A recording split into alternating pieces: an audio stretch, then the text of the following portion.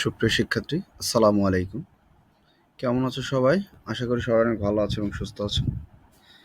নবম দশম শ্রেণী যারা শিক্ষার্থী আছো তাদের জন্য দেখো নতুন একটা কবিতা নিয়ে চলে আসছি। সেটা হচ্ছে কপোতাক্ষ নদ। আমাদের যাদের প্রথম মাসিক বা প্রথম টিউটোরিয়াল পরীক্ষা যাদের আছে সবারই প্রায় এই কবিতাটা আছে। তো আজকে এই কপোতাক্ষ নদ কবিতাটি লাইন বাই লাইন ব্যাখ্যা নিয়ে তোমাদের সামনে উপস্থিত হলো। যারা ক্লাস করছো বা এখনো পর্যন্ত পড়া হয় নাই তাদের জন্য এই ক্লাসটা খুবই জরুরি। আশা করি মনোযোগ দিয়ে ক্লাসটা করলে এখান থেকে যে কোনো সৃজনশীল প্রশ্ন আসলে বা এক কথায় প্রশ্ন আসলে লিখতে পারবা। তো চলো সরাসরি ক্লাসে চলে যাই।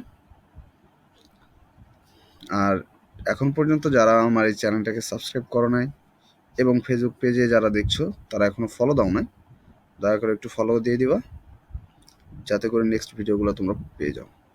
আচ্ছা তাহলে চলো দেখো, আমরা জানি যে কপোতাক্ষ নদ, কপোতাক্ষ নদের কথা যদি বলি তাহলে চলে আসে যে যশোর জেলার সাগরদাড়ি গ্রামের কথা। মূলত সেখানে হচ্ছে মাইকেল মধুসূদন দত্তের বাড়ি বা জন্মস্থান। তো এই মাইকেল মধুসূদন দত্তের নিজ গ্রামেই কিন্তু এই কপোতাক্ষ নদটা অবস্থিত। তো এই কপোতাক্ষ নদকে কেন্দ্র করেই তিনি এই কবিতাটি রচনা করেছেন। আর এটা হচ্ছে একটি সনেট কবিতা, মূলত আমরা যেটাকে বলে থাকি চতুর্দশপদী কবিতা। সো এই সনেট বা চতুর্দশপদী কবিতা কি এই বিষয় নিয়ে নেক্সট ক্লাসে একটা ভিডিও বানাবো। আজকে আমরা সরাসরি ক্লাসে চলে যাই। তার আগে দেখো যে আমরা জানি যে কোনো কবিতা বা কবি পরিচিতি, গল্প পড়লে লেখক পরিচিতি এগুলো আমাদের খুব দরকার, কারণ এখান থেকে এক কথায় বলো এমসিকিউ বলো সব প্রশ্ন আসে। তো এখান থেকে দেখো আমি সুন্দর করে সাজিয়ে দিয়েছি, তোমরা এগুলো একটু নোট করে নিবা, তাহলে আশা করি এখান থেকে কম পাবা। তো চলো আমরা কবিতায় যাই। দেখো শুরুতেই বলছে, সততে হে নদ তুমি পড়ো মোর মনে, সতত তোমার কথা ভাবিয়ে বিরলে। কি বলছে দেখো, সততে হে নদ, তাহলে কি হে নদ, হে নদ বলতে কি এই কপোতাক্ষ নদকে বোঝানো হয়েছে। দেখো সতত মানে সর্বদা বা সবসময়, তাহলে কি সতত মানে কি সর্বদা বা সবসময়। দেখো হে নদ তুমি পড়ো মোর মনে, তাহলে কার মনে পড়ে? কবির মনে পড়ে। দেখো যে তুমি সবসময় আমার মনে পড়ো। দেখো সতত তোমার কথা ভাবিয়ে বিরলে, মানে সর্বদা তোমার কথা আমি এই বিরলে, বিরলে নীরবে বা একাকিত্বে আমি ভাবি। কে ভাবছে? কবি। দেখো এখানে আমি ব্যাখ্যাটা একটু সহজ করে দিয়ে দিচ্ছি। দেখো কবি বলেছেন কি, হে কপোতাক্ষ নদ তুমি সবসময় আমার মনে জাগ্রত থাকেও, তোমার কথা আমি সবসময় স্মরণ করি। কবি একাকিত্বে বসে সবসময় কপোতাক্ষ নদের কথা ভাবেন। তিনি নির্জনে বেশে এই নদের স্মৃতি মনে করেন।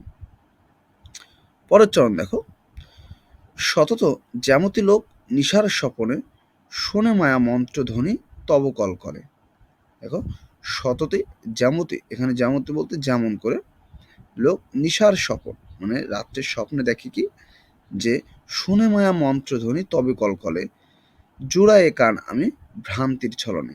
মূলত এই চরণগুলোতে যেটা বোঝাতে চাইছে যে দেখো যেমন করে লোক রাতে স্বপ্নে দেখে, ঠিক কবিও তেমন রাত্রে ঘুমের মধ্যে স্বপ্নে দেখছে কি, যে তার নদীর কলকল ধ্বনির আওয়াজ তিনি স্বপ্নে শুনতে পাচ্ছেন। তখন তিনি কি বলছে দেখো, জোড়ায়ে কান আমি ভ্রান্তির ছলনে, তাকে তখন কবি মনে করছেন যে আমার এই কান বা এই কলকল ধ্বনিটা আমি আমার ভুলের মাধ্যমে শুনতে পাচ্ছি। একটু ব্যাখ্যা যদি দেখো, দেওয়া আছে কি, কপোতাক্ষ নদের কলকল ধ্বনি কবির কানে মায়া মন্ত্রের মতো শোনায়, এই ধ্বনি তার হৃদয়কে শান্ত করে। কবি বলেছেন এই ধ্বনি তার কানে মিষ্টি লাগে, যদিও এ এক ধরনের ভ্রান্তি বা মায়া মাত্র, এই ধ্বনি তাকে শান্তি দেয়। তাহলে দেখো সহজ কথা কি, যে তিনি স্বপ্নের মধ্যে যেটা দেখছেন যে নদীর কলকল ধ্বনি, তো তিনি একটা মানে মায়া মন্ত্র ধ্বনির একটা মতো শুনতে পাচ্ছে, বা তিনি চিন্তা করছেন যে কোনো একটা ভুলের মাধ্যমে আমি এই কপোতাক্ষ নদীর আমার ধ্বনিটা আমার কানে এসে বাজছে। পরের চরণ দেখো, বহু দেশে দেখিয়াছি বহু নদ দলে, কিন্তু এ স্নেহের তৃষ্ণা মেটে কার জলে। দুগ্ধ স্রোতরূপী তুমি, এটা মাতৃভূমি দেওয়া আছে, মূলত হবে দুগ্ধ স্রোতরূপী তুমি জন্মভূমি স্তনে, জন্মভূমি।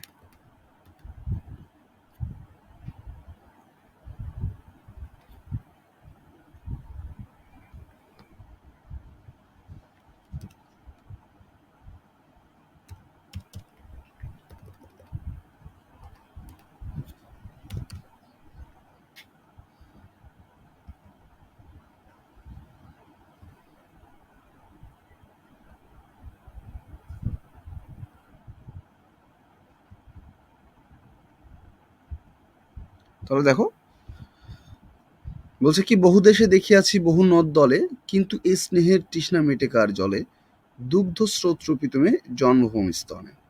মূলত কবি এই যখন এই কপোতাক্ষ নদ এই কবিতাটি লেখেন বা রচনা করেন, তিনি সেই সময় ফ্রান্সে ছিলেন।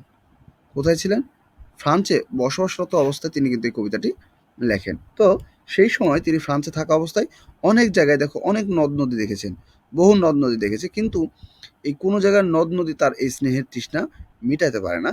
যার কারণে কবি এই কথা বলছেন যে বহু দেশে দেখিয়াছি বহু নদ দলে, কারণ তিনি বহু দেশে বহুত নদ নদী দেখেছে, কিন্তু তার এই স্নেহের তৃষ্ণা কোনোভাবেই মেটানো সম্ভব না। কারণ কিভাবে দেখো, বলছে যে দুগ্ধ স্রোতরূপী তুমি জন্মভূমির স্তনে। তেমন যেমন আমরা যদি বলি, দেখো এখানে কবি বলছেন যে তিনি অনেক দেশে অনেক নদী দেখেছেন, কিন্তু কোথাও তার স্নেহের তৃষ্ণা মেটেনি। কবি প্রশ্ন করেছেন কোন নদীর জলে তার স্নেহের তৃষ্ণা মিটবে? তার মনের তৃষ্ণা শুধু যে কপোতাক্ষ নদের জলে মিটে?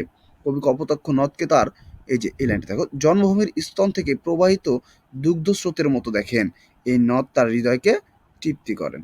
এই লাইনটা একটু ভালো করে দেখে নিও। যারা বুঝতে পারবো না তারা একটু নোট করে নেবা, তাহলে পরবর্তীতে আবার পড়লে বুঝতে পারবা। আর যদি কেউ বুঝতে না পারো একটু কমেন্ট করে জানাবা। দেখো বলছে, আর কে হবে দেখা যতদিন যাবে, প্রজারূপে রাজরূপ সাগরের দিতে বারে রূপ করো তুমি এ মিনতি গাবে। এখন দেখো, যেহেতু কবি ফ্রান্সে ছিলেন, সে অবস্থায় যখন যেহেতু এই কপোতাক্ষ নদ কবিতাটা লিখেছেন, তখন তার মনে একটা সংশয় বা সন্দেহ জাগছে। সেটা কি? যে আর কে হবে দেখা, দেখো যে এই যে কার সাথে, কপোতাক্ষ নদের সাথে। কি বলছে? আর কে হবে দেখা যতদিন যাবে। দেখো, প্রজারূপে রাজরূপ সাগরের দিতে বাড়ি রূপ কর তুমি এই মিনতি কবে। এখানে বাড়ি মানে তো জানো, বাড়ি মানে পানি, রূপ দেখো কর, এই কর বলতে আমরা যেটাকে বুঝি যে ট্যাক্স, আমরা যেটাকে বলে থাকি। দেখো এই মিনতি গাবে, তখন কি বলছে যে তার মনে সংশয় হচ্ছে বা ভয় হচ্ছে যে আর এই কপোতাক্ষ নদের সাথে দেখা হবে কিনা। দেখো, প্রজারা যেমন রাজাদেরকে কর দেয়, ঠিক তেমনই এই কপোতাক্ষ নদ এই সাগরকে কর দেয়। কি কর দেয়? পানি দেয়, পানি হিসেবে কর দেয়। এই জন্য দেখো কি বলছে যে প্রজারূপে রাজারূপ সাগরের দিতে বারে রূপ কর তুমি এই মিনতি গাবে। দেখো, কবি প্রশ্ন করেছেন তিনি কি কখনো এই নদকে দেখতে পাবেন কিনা, তার মনে একটা সন্দেহ জাগছে। দিন যায় যত তার এই আশঙ্কা বাড়ে। কবি বলেছেন কপোতাক্ষ নদ সাগরের গিয়ে মিলিত হবে। যেমন দেখো প্রজারা রাজাকে কর দেয়, নদী ও সাগরকে, দেখো এই যে নদীও সাগরকে কি দেয়? কর দেয়। কবি নদীকে অনুরোধ করছে সে যেন সাগরের সঙ্গে মিলিত হওয়ার আগে বঙ্গদেশের মানুষের কাছে। আচ্ছা, এটা পরের লাইনে দেখো, এই লাইনটা একটু স্কিপ হয়ে পড়ে গেছে। দেখো, বঙ্গজনের কানে সখা সখিরিতে নাম তার এ প্রবাসে মুজি প্রেম ভাবে লইছে যে নাম তার বঙ্গের সঙ্গীতে। এখানে কি বলছে দেখো কবি, যে বঙ্গজনের, বঙ্গ বলতে এখানে বাংলা মানুষের জন্য কানে কানে, এটা মানে সখা সখরিতে মানে তার বাংলা বঙ্গ মানুষের কানে কানে এখানে পৌঁছে দিতে বলছে যে কবি প্রবাসে থেকেও যে তার এই কপোতাক্ষ নদের কথা মনে রাখছে বা কপোতাক্ষ নদের কথা ভাবছে, কপোতাক্ষ নদকে তিনি ভুলেন নাই, ঠিক কপোতাক্ষ নদও যেন এই কবিকে বলতে না পারে, এটা যেন দেখো বলছে তার এই গানের সুরে বা বঙ্গের সঙ্গীতে যেন মনে রাখতে পারে, বা এই কথাটা উপস্থাপন করেছে। মূলত দেখো এখানে কবি বলেছেন কপোতাক্ষ নদ যেন বঙ্গদেশের মানুষের কানে তার নাম পৌঁছে দেয় বন্ধুর মতো স্নেহের সাথে।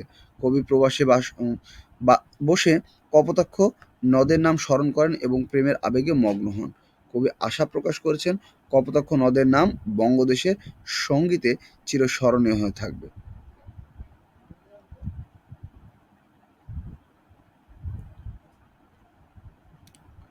তো এই ছিল আমাদের কপোতাক্ষ নদ কবিতার লাইন বাই লাইন ব্যাখ্যা। আশা করি সবাই বুঝতে পারছো। আর যদি কেউ না বুঝে থাকো তাহলে অবশ্যই কমেন্টে আমাকে জানাবা, আমি ইনশাল্লাহ নেক্সট ভিডিও দেওয়ার চেষ্টা করব। তো ঠিক আছে, আজকের ক্লাসে এই পর্যন্ত, দেখা হবে ইনশাল্লাহ আগামী ক্লাসে। ওকে, আসসালামু আলাইকুম।